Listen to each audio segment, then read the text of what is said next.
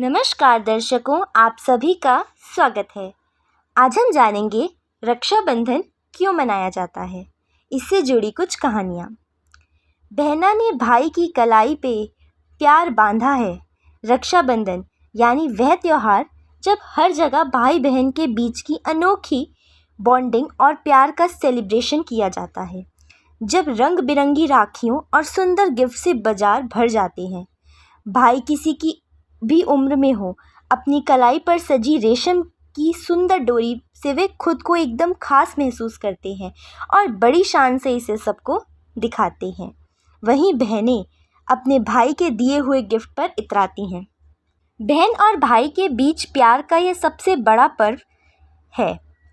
पूरे देश में बेहद उत्साह और खुशी से मनाया जाता है। हम बड़े जहां परिवार के लोगों से मिलने की प्रतीक्षा करते हैं और बहनें ये सोचती हैं कि इस बार अपने भाई को राखी पर क्या खिलाना है, वहीं बच्चों के उत्साह की तो सीमा ही नहीं होती। जैसे एक दूसरे के लिए हाथ से कार्ड बनाना, अपनी छोटी बहन को यह कहकर चिढ़ाना कि उसे गिफ्ट नहीं मिलने वाला, भले ही चॉकलेट का एक बड़ा सा डिब्बा छुपाने की जोरदार कोशिश करना और घर को सजाने और तैयारियों में मदद करने की कोशिश करना।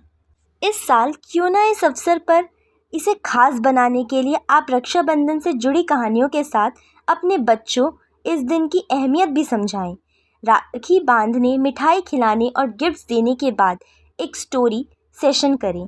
इसके लिए हम आपको रक्षाबंधन की 6 सबसे लोकप्रिय किस्सों के बारे में बता रहे हैं, जो न केवल हमें इस त्योहार को मनाने का उद्देश्य देते हैं, बल्कि प्रेम और संबंधों की उत्कृष्ट कहानियों के रूप में भी काम करते हैं।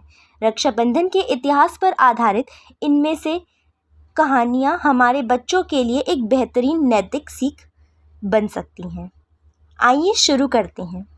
पहली कहानी, कृष्ण और द्रौपदी, एक पवित्र रिश्ता। रक्षाबंधन के बारे में महाभारत की यह कहानी बहुत रोचक है। द्रौपदी 5 पांडवों की पत्नी थी। श्री कृष्ण उनके मित्र और गुरु समान थे। एक बार युधिष्ठिर ने राजसूय यज्ञ के बाद बड़े बड़े राज महाराजों से भरे दरबार में श्री कृष्ण की बुआ के बेटे शिशुपाल ने उनका और भीष्म सहित अन्य कई लोगों का अपमान करना शुरू कर दिया। शिशुपाल को लाख मना करने पर भी जब वह चुप ना हुआ तो अंततः श्री कृष्ण ने अपने सुदर्शन चक्र से उसे मार डाला। हालांकि ऐसा कहते हैं कि उनकी उंगली में चोट लग गई और खून निकलने लगा। यह देखकर द्रौपदी ने जल्दी से अपनी साड़ी के एक हिस्से को फाड़कर उनकी उंगली पर बांध दिया।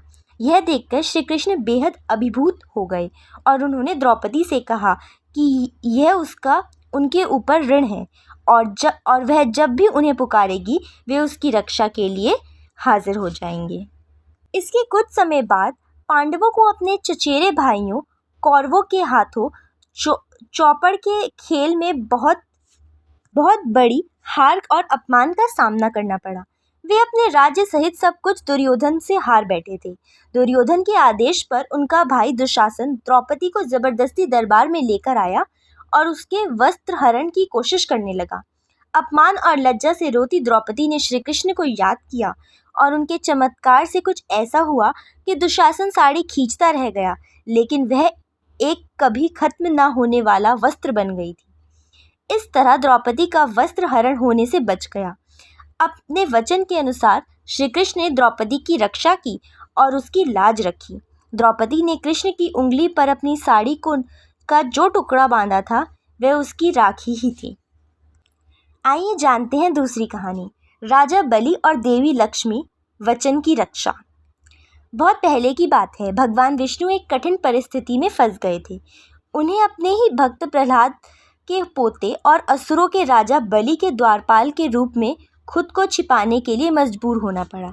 भगवान विष्णु के लंबे समय तक घर से दूर रहने पर उनकी पत्नी लक्ष्मी चिंतित हो गई। लक्ष्मी ने विष्णु को पता लगाने के लिए पृथ्वी पर जाने का फैसला किया। वह एक ब्राह्मण स्त्री का अवतार लेकर राजा बलि के पास गई। उससे कहा, मेरे पति काम के लिए कहीं दूर चले गए हैं, क्या मैं आपके यहाँ शरण ले सकती हूँ?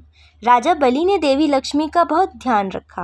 वह यहाँ बिल्कुल नहीं जान पाए कि ब्राह्मण महिला वास्तव में देवी हैं। पूर्णिमा के दिन लक्ष्मी ने बलि की कलाई पर राखी बांधी और साथ ही उसकी सुरक्षा के लिए प्रार्थना की। यह देखकर बलि अभिभूत हो गया।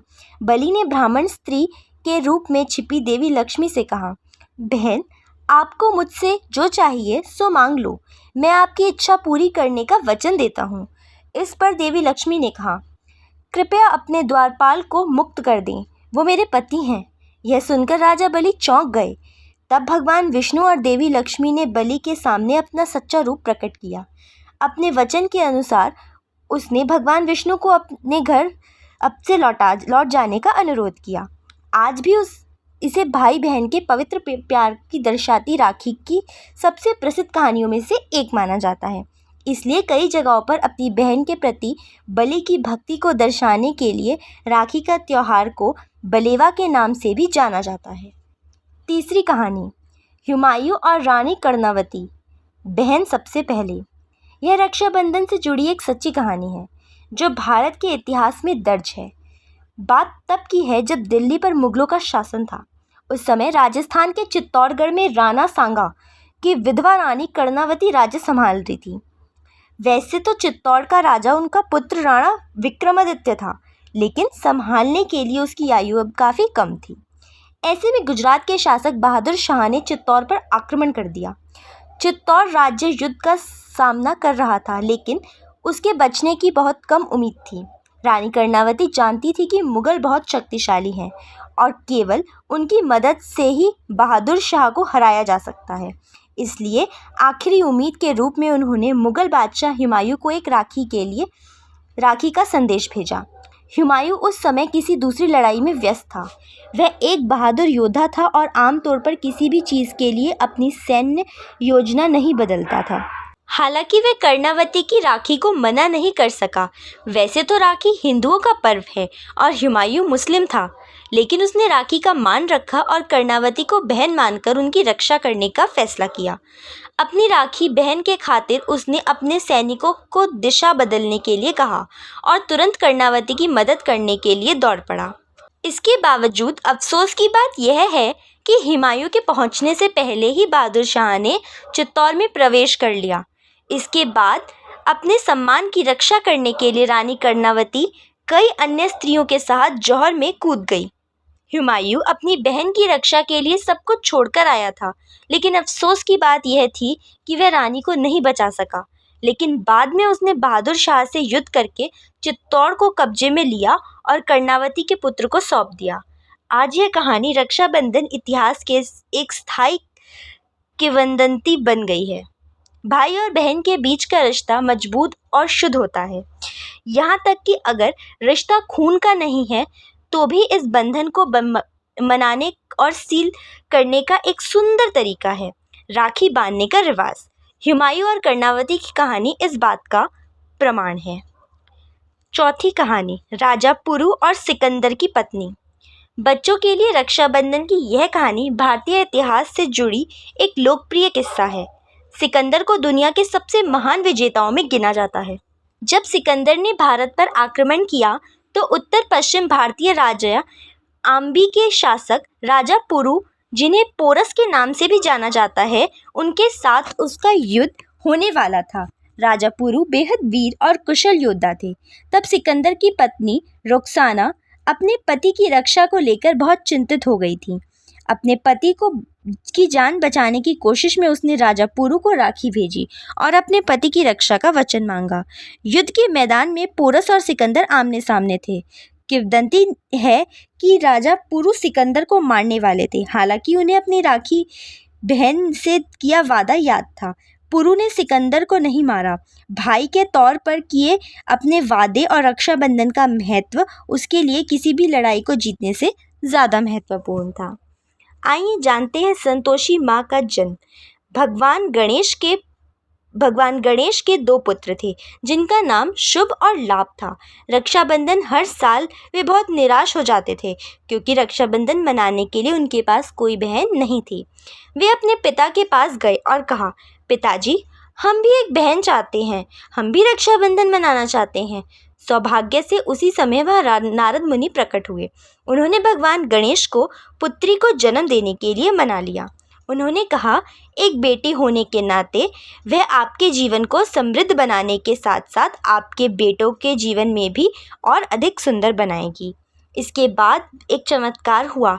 गणेश जी की पत्नियां रिद्धि और सिद्धि में से दिव्य ज्वालाएं निकलने लगी और एक बेटी का जन्म हुआ जिसे हम संतोषी माँ कहते हैं। शुभ और लाभ तब बेहद खुश हुए क्योंकि वे अब अपनी नई बहन के साथ राखी मना सकते थे।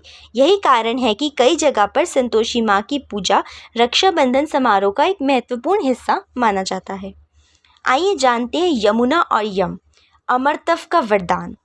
रक्षाबंधन त्यौहार के पीछे यह कहानी सबसे प्राचीन है और इस दिन मनाई जाने वाली रीतियों जैसे भाई की आरती उतारना, मिठाई खिलाना आदि कई परंपराओं को समझाती हैं। मृत्यु के देवता यम और यमुना भाई बहन थे। हालांकि 12 वर्ष तक यम ने अपनी बहन से मुलाकात नहीं की थी। यमुना बहुत दुखी थी। वह अपने भाई को याद करती थी और उससे मिलना चाहती थी। फिर वह मदद के लिए देवी गंगा के पास गई। देवी गंगा ने यम को उनकी बहन के बारे में याद दिलाया और उनसे जाकर मिलने के लिए कहा। यमुना बहुत खुश हुई। उसने यम को भव्य स्वागत किया, बहुत सारे पदार्थ बनाकर उन्हें खिलाए और उनकी कलाई पर राखी भी बांधी। यम अपनी बहन के प्रेम से इतना प्रभावित हुआ कि उन्होंने उसे अमरता प्रदान कर दी। उन्होंने यह भी घोषणा की कि कोई भी भाई जिसने राखी बंधवाई है और अपनी बहन की रक्षा करने का वादा किया है, वह भी अमर हो जाएगा।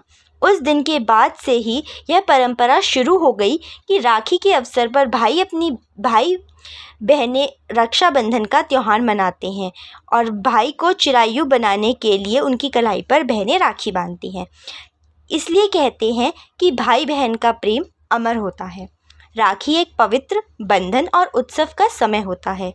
हम आशा करते हैं कि आप अपने बच्चों के लिए इस रक्षाबंधन पर एक मज़ेदार स्टोरी स्टेशन का आयोजन करेंगे। बच्चों का मनोरंजन करने और उन्हें इतिहास और पुराणों से जोड़ने के लिए त्यौहार एक अच्छा मौका होते हैं जिनके द्वारा हम उन्हें सिखा सकते हैं।